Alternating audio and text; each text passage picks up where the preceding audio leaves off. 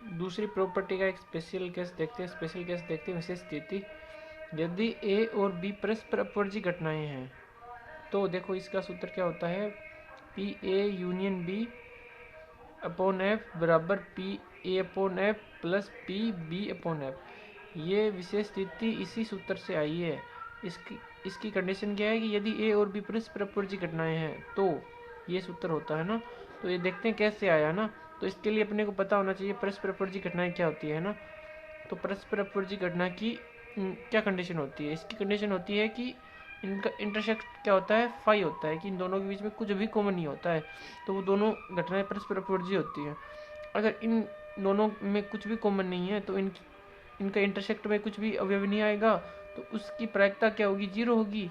अगर इसकी प्रायिकता जीरो है, अगर इस फॉर्मूले में अपन इसका मान जीरो रख दें तो P A union B upon F बराबर P A upon F plus B B upon F आएगा ना। इसका वैल्यू जीरो रख दें तो ना, तो यही सूत्र है। देखो ध्यान से देखोगे तो यही सूत्र है। तो बस अपने को पता होना चाहिए परस्पर अपवर्जी घटनाएं क्या होता है या फिर क्या होता है, क्या होती हैं ये घटनाएं। तो ये इसकी कंडीशन होती है, ये याद रखना, बहुत काम आएगी, क्वेश्चन करने में भी बहुत काम आता है, अपने को पता होना चाहिए। अब तीसरा प्रॉपर्टी देखिए, P E dash upon F बराबर 1 minus P E upon F. ऐसे सूत्र हमने पहले पढ़े हैं, लेकिन ये सहप्रतिबंध प्रायिकता से संबंधित सूत्र है। देखिए ये कैसे आया, इसको याद रखना है। पहले तो इसको क्या है, याद रखना है पक्का, इसको याद कर लेना है। इसका प्रूफ देखिए कैसे आया है। देखो प्रॉपर्टी या गुणधर्म एक है ना, उससे देखिए गुणधर्म या प्रॉपर्टी एक नंबर हमने ये पढ़ी है कि पी एस अपॉन एफ बराबर क्या होता है, एक होता है। ये अपन ने पहला ही पढ़ा है। इसकी वैल्यू क्या होती है, एक होती है।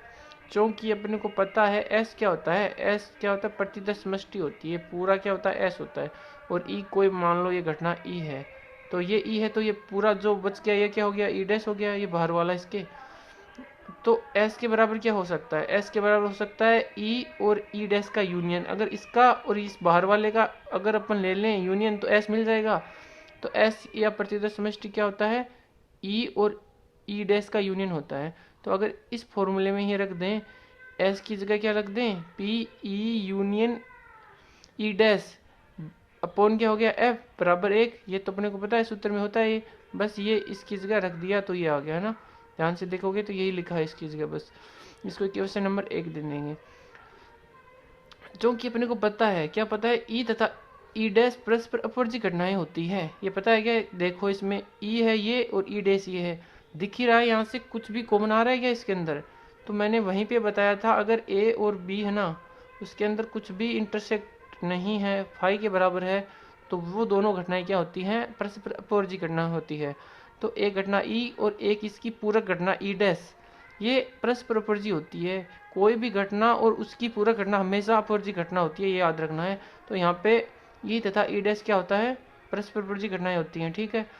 तथा वी नो, अपन जानते हैं क्या कि ये सूत्र जो हमने अभी लिखा है, स्पेशल जो कंडीशन थी, विशेष स्थिति थी ना 2 नंबर प्रॉपर्टी की, वही सूत्र है। ध्यान से देखोगे तो यदि ए और बी परस्पर अपवर्जी है, तो अगर ए और बी परस्पर अपवर्जी है तब जो स्पेशल केस पढ़ा था ना, यही उसमें यही लिखा था ना। तो ये पूरा का पूरा क्या लिखा हुआ है, प्रॉपर्टी 2 का स्पेशल केस है ये, ठीक है।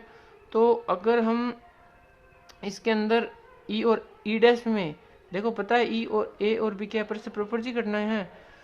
अगर यही सूत्र हम ई और ई डैश के लिए लगा ले, क्योंकि वो भी तो क्या है, परस्पर अपवर्जी घटनाएं हैं, है ना, अपने लिखा है ऊपर देखो ये। तो ई और ई डैश के लिए लगाएं, यही सेम ऊपर वाली चीज देखो, ए और बी परस्पर अपवर्जी है। यहाँ पे अपने को पता है ये सूत्र है लिखा हुआ है, बस हम जानते हैं ये सूत्र है यहाँ पे, इतना बस।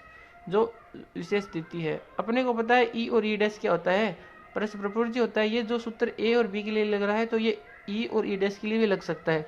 तो बस ए की जगह ई और बी की जगह ई डैश।